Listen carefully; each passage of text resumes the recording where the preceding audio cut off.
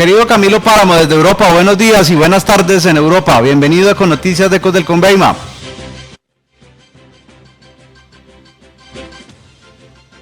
Buenos días en Colombia. Bueno, ¿cuáles fueron los argumentos de la juez para absolver al exalcalde Guillermo Alfonso Jaramillo ayer en audiencia pública? A ver, los argumentos son los evidentes. Es una cosa que se ha venido repitiendo insistentemente. Y es que la Fiscalía 1 hace acusaciones, digamos, genéricas, acusa de violar la ley, pero lo hace de una manera abstracta, no señala qué norma y qué artículo se violó. Eso por un lado. Por el otro señala, como es evidente, que el convenio no es, el objeto del convenio no es el que la Fiscalía le da por decir qué es, sino el que está consignado en el contrato. Y era un proceso para unar esfuerzos para adelantar unas ciertas actividades culturales para la temporada navideña. Y por supuesto determina, como no puede ser de otra manera, que la corporación del Festival Folclórico tiene toda la idoneidad necesaria para adelantar actividades de tipo cultural. Yo no creo que en Ibagué haya nadie que no esté motivado políticamente que se atreva a sostener que una empresa, una fundación como la Corporación del Festival Folclórico no tiene experiencia o idoneidad para ejecutar actividades de índole cultural, pero además es un correctivo muy fuerte.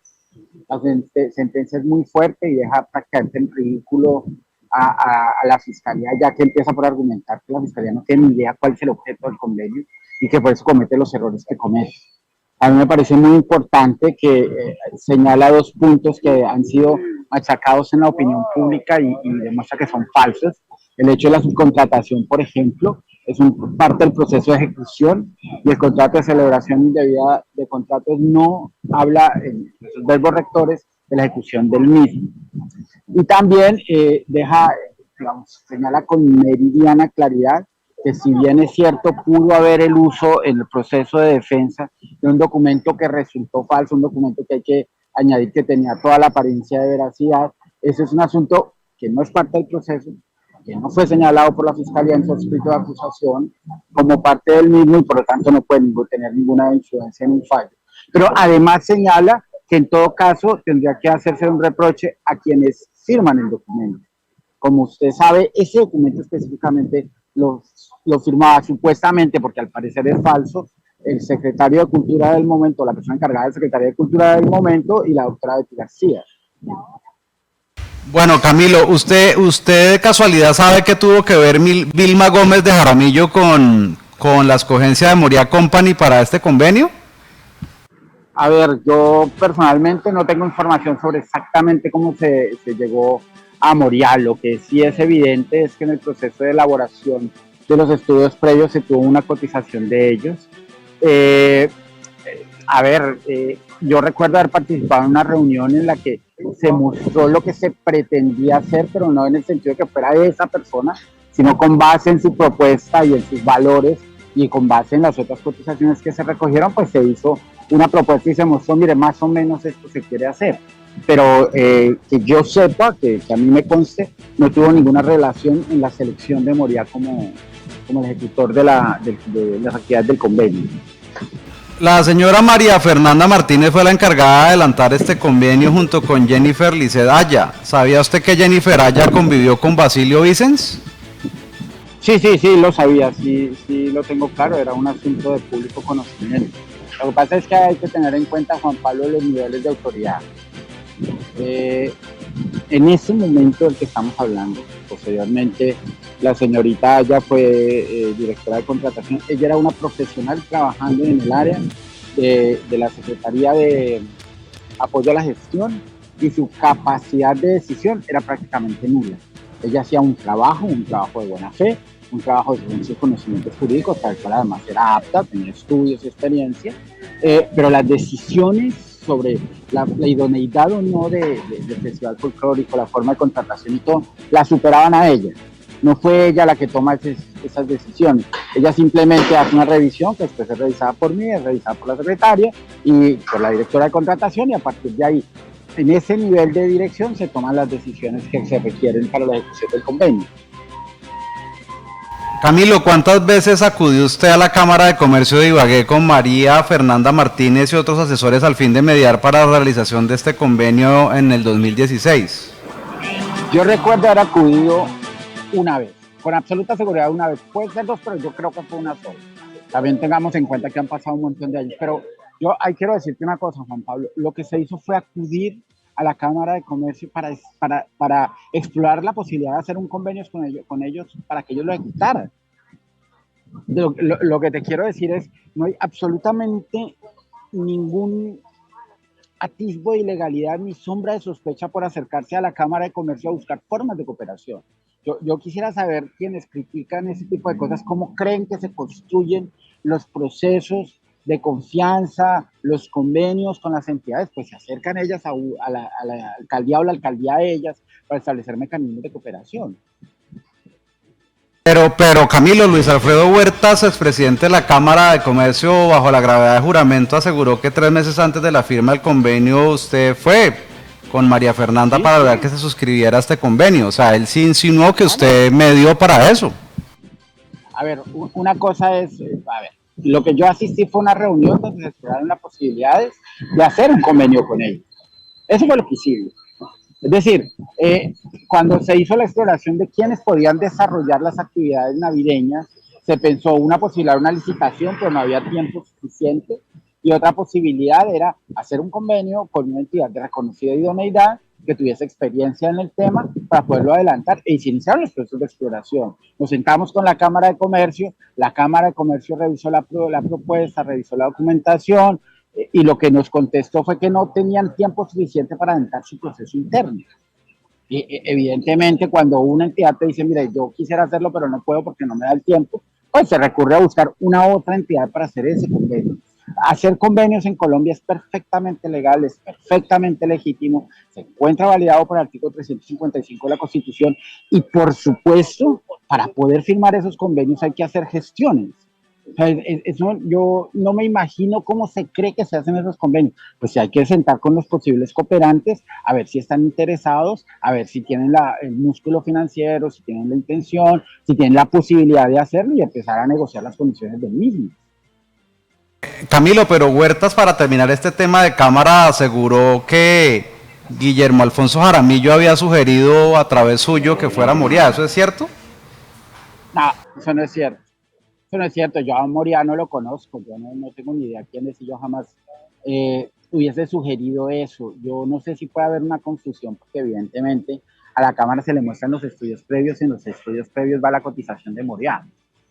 Pero de ahí a que yo haya recomendado, no solo porque no era procedente, sino porque la misma Cámara de Comercio tiene unos procedimientos establecidos para contratar. Hace una especie, digamos, más o menos, porque no está regida por ley de contratación estatal, pero hace una especie de licitación, un proceso abierto de invito. Evidentemente, como una entidad como la Cámara, no se le pueden sugerir esas cosas porque esas sugerencias se estrellan contra la reglamentación de la Cámara, que es públicamente conocida y que quienes trabajamos en el sector público teníamos claro que ese era el procedimiento que ellos realizaban y la razón por la que nos acercamos a ella es porque nos interesaba un procedimiento lo más transparente posible. Camilo, ¿por qué salió usted de la administración Jaramillo? A ver, yo finalmente salí de la administración Jaramillo porque me vine a vivir a Europa. Yo trabajé aquí a Barcelona, en España. Yo terminé mi contrato y al otro día cogí un avión y vine a vivir con mi esposa aquí a Barcelona. Asimismo, Betty García dijo en su testimonio ante la juez Quinta Penal que ese convenio fue arreglado desde la Secretaría de Cultura. ¿Usted qué puede decir sobre esto? A ver, lo que pasa es que ese es un tema que a veces es complejo porque evidentemente los recursos vienen de cultura, los estudios del sector los hace cultura, el proceso lo hace cultura. Lo que pasa es que cuando los temas son estratégicos, lo lidera la Secretaria de Apoyo a la Gestión. ¿Qué es lo que pasa? Que la Secretaría de Apoyo a la Gestión, como su nombre lo indica, en ese momento lo que era básicamente era la secretaria del despacho del señor alcalde. Lo que hacía era velar por las cosas que el señor alcalde consideraba estratégicas y por supuesto que la temporada navideña en términos culturales, económicos, interesaba que se hiciesen las mejores condiciones posibles. Y por eso María Fernanda lidera el tema, pero de la mano con cultura. O sea, si tú te fijas, todos los documentos, todos los estudios previos van firmados por cultura, quien finalmente es incluso el supervisor del convenio, porque evidentemente una cosa es la labor, digamos, de facilitación de la firma del convenio, de todo el proceso administrativo y jurídico, y otra cosa es el valor artístico y cultural que tiene el proceso y que debe ser evaluado por los expertos. O sea, García, es decir, Betty también aseguró en su momento que María Fernanda Martínez pues fue la que lideró este proceso y ella, mano derecha de Guillermo Alfonso, fue quien invitó a la corporación Festival Folclórico Colombiano a tomar este convenio, ¿eso es cierto? A ver, específicamente no, yo supongo que sí, pero no me atrevo a decirte que sí. Como te repito, nos reunimos con la Cámara de Comercio y cuando la Cámara de Comercio nos manifestó que los tiempos no le daban para adelantar el proceso y poder tener listo el contrato, pues se empezaron a explorar otras opciones y entre las opciones que se pensó el Festival Folclórico, la corporación del Festival Folclórico. Y por supuesto que se abordó a la doctora Betty, que era la representante legal en ese momento, para determinar y explorar la posibilidad de firmar un convenio. Repito, la necesidad de adelantar las actividades culturales de la Navidad, de todo el proceso navideño, era de la alcaldía y por supuesto que la alcaldía está buscando un cooperante necesario para hacerlo. Y por supuesto, yo tuve personalmente un par de reuniones afinando los temas jurídicos y administrativos con la corporación, porque si no, no hay otra forma de construir los convenios. Yo sé que estamos acostumbrados a que la contratación estatal se entregan los documentos para que solo los firme el contratista después de leerlos, pero cuando se trata de convenios la cosa se hace de una manera diferente. Oye, hay que establecer mecanismos de cooperación. Primero hay que seleccionar quién es la persona y para seleccionarla hay que hablar con ella, saber si está interesada, si tiene los medios para la contrapartida, si tiene le dan los tiempos y a partir de ahí pues eso parte por tener una conversación con la persona responsable de la corporación. Bueno, elaboró Camilo Páramo, usted en calidad de jurídico de la alcaldía de Ibagué en ese momento la minuta del convenio 1918 del alumbrado navideño. No, las minutas no las hacíamos nosotros, las hacía como lo establece el manual de contratación en la dirección de contratación. Yo lo que hacía era la revisión, digamos, final antes de la firma del señor alcalde del documento, de la carpeta contextual del convenio y todos los documentos de soporte. Pues. Basilio Vicens aseguró en el juicio que fue Guillermo Alfonso Jaramillo quien direccionó este convenio. ¿Usted qué dice al respecto? A ver, ¿direccionó en el sentido de que seleccionó a quién se contrataba? Sí, sí. Se exploraron las posibilidades y las decisiones en materia de quién era el cooperante, la tomada del señor alcalde. Si usted me está diciendo que el direccionamiento significaba hacer algo contrario a la ley, pues no. Pues no, él simplemente después de ver la exploración que se había hecho determinó que lo que le parecía que era la entidad que más podía, digamos, realizar adecuadamente el proceso era la corporación, sujeto por supuesto a que cumpliese unos requisitos que los técnicos y los jurídicos le decían que la corporación cumplía como ratifica la juez, cumple. Vicen dice que él firmó ese convenio porque esa fue la instrucción y que fue elaborado por los asesores, entre esos usted. ¿Qué decir, Camilo? A ver, ese es un desconocimiento del procedimiento. A ver, el convenio se elabora en la oficina de contratación, como lo exige el manual de contratación, el manual de procesos y procedimientos de la alcaldía. Por supuesto, nosotros lo revisamos y por supuesto ellos lo firman como secretarios, el que es el secretario, después de haberse reunido con el alcalde, después de haber discutido cuáles son las acciones que se van a adelantar, después de todo el proceso administrativo, pues firman porque es su obligación firmar como supervisores y asumir los procesos de contratación. Es decir, y por supuesto que es por orden del alcalde, porque esa es la función del alcalde, determinar cuáles son las prioridades de la administración, qué convenios se van a firmar, qué contratos se van a firmar, la toma de la decisión. Y los secretarios deben firmar. Cuando uno no está de acuerdo con una orden que le da el jefe, sea porque la considere ilegal, que no es este caso, o sea porque la considera inconveniente, uno o firma y por lo tanto avala lo que está haciendo el jefe de uno, o no firma y renuncia. Basilio Vicens y Lida Niyiré Dosma Pirazán fueron categóricos, Camilo, en indicar que el acta modificatoria 19ª del convenio del alumbrado navideño que facultaba a la Corporación Festival Folclórico Colombiano a subcontratar precisamente que no estaba en condiciones ni financieras ni logísticas, entre otras, para llevar a cabo el objeto total que se había comprometido a suscribir el convenio de la alcaldía y que no fue elaborada por ellos. Como asesor, ¿qué dice al respecto? Pues a ver, yo personalmente revisaba y firmaba todos los documentos, visaba todos los documentos que firmaba el señor alcalde. Los documentos que firmaba el secretario de Cultura no los visaba. Y si Lida dice que ella no lo elaboró, si el doctor dice que ese documento no firmó, pues no lo firmaron. Ahora, ¿qué es lo que pasa? Que ese es parte del proceso de ejecución del convenio. Y la ejecución del convenio, me muero de la pena, no lo digo yo, lo dice la señora juez, y lo dice basada en jurisprudencia de la Corte Suprema de Justicia, no es parte de los verbos rectores que determinan la posibilidad de cometer un delito como el que le imputaban al señor alcalde del momento. Camilo, por último, ¿por qué aseguró usted en el año 2017, cuando salió de la alcaldía, que se sentía decepcionado de un político que creyó que era pulcro, honesto y con visión? ¿Y a quién se refería? No, yo a lo que me refería es que manifestaba mi inconformidad con la salida de María Fernanda de la alcaldía, porque me parece que la lealtad, tal como yo la entiendo, Juan Pablo, es el doble vía. La lealtad es la que tú tienes con el jefe y la que el jefe tiene contigo. Cuando tú tienes una charla con tu jefe que te pide renunciar, tú le dices, doctor, yo renuncio, por favor, acépteme la renuncia a partir de tal fecha, y él te dice que sí, creo yo, que lo que debe haber un respeto a la palabra empeñada. Yo no sé si será muy romántico y muy soñador, pero yo creo que debe haber un mínimo de respeto a la palabra que se empeña.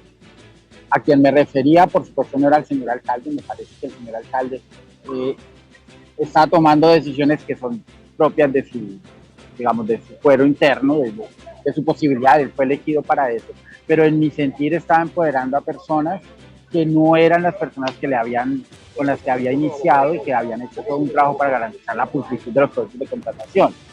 Entonces, ¿yo a qué me refería? A que se estaba prefiriendo personas que no garantizaban adecuadamente los procesos de contratación, que no tenían la experiencia suficiente, que no tenían la disposición suficiente a garantizar la transparencia, y que eso se hizo pasando por encima de una persona como la Fernanda Martínez, que había sido la mano derecha del señor alcalde, que habían hecho un compromiso sobre cómo había salido ella de la alcaldía y que... Guillermo Alfonso Jaramillo, por último, Camilo celebró que fuera absuelto de esta investigación y dijo que quedaba a disposición de los bogotanos para trabajar por la capital del país. Pero si la Fiscalía apelará, ¿seguirá subyúdice? ¿Usted no cree que Jaramillo se apresuró a celebrar? A ver, yo creo que no. Yo creo que no, porque es un tema jurídicamente muy técnico, Juan Pablo, pero varias de las razones por las que absuelven al señor alcalde están relacionadas con una incapacidad crónica de la Fiscalía de llevar acusaciones de manera seria.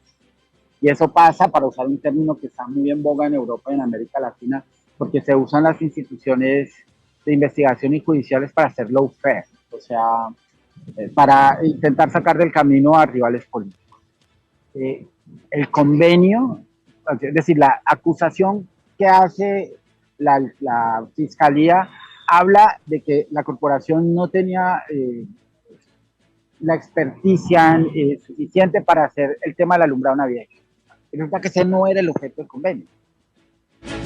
Y como ese no era el objeto del convenio, pues por supuesto la acusación, el fallo tiene que ser congruente con la acusación y tiene que fallar sobre lo que dijo la Fiscalía. Y la Fiscalía se equivocó al señalar cuáles eran las normas respectivas, se equivocó al señalar como elemento delictivo la ejecución del convenio, y evidentemente, aunque siempre hay un riesgo latente, Juan Pablo, de que una decisión judicial sea cambiada, porque para eso son las diferentes instancias, en mi criterio, y lo dije desde el primer día que se inició este proceso, el fallo ha sido como debía ser, se ajusta plenamente a la legislación, muestra los enormes errores, las enormes falencias de la del proceso de investigación. Y muestra una cosa que yo ayer puse un tweet en el que me reafirmo, y es que al parecer a la Fiscalía dentro de su proceso de investigación se le olvidó algo tan simple como leer el objeto del convenio. No leyó el objeto del convenio, y al no leer el objeto del convenio, pues simplemente acusó por lo que quiso y no por lo que tenía que acusar, en caso de que el objeto del convenio diese para ello. En mi sentir, y con todo el respeto que me merecen los entes de control, lo evidente es que querían acusar. Y como querían acusar, pues hicieron la investigación de aquella manera, pasaron por encima de los principios básicos de congruencia, pasaron por encima de los principios básicos del derecho penal y acusaron porque tenían que acusar. ¿Y van a apelar? Claro, van a apelar, para eso, digamos, esa es su función. Yo tampoco creo que estén haciendo nada inapropiado al apelar. Pero me parece que los argumentos de la juez son contundentes. Jurídicamente, como se dice en Ibagué, era una muenda a la Fiscalía, porque fue incapaz de demostrar lo mínimo sobre el supuesto comportamiento delictivo. Incluso lleva testigos que no demuestran absolutamente nada. Y una última cosa, Juan Pablo. Yo quiero hacer una reflexión sobre este tema por lo siguiente.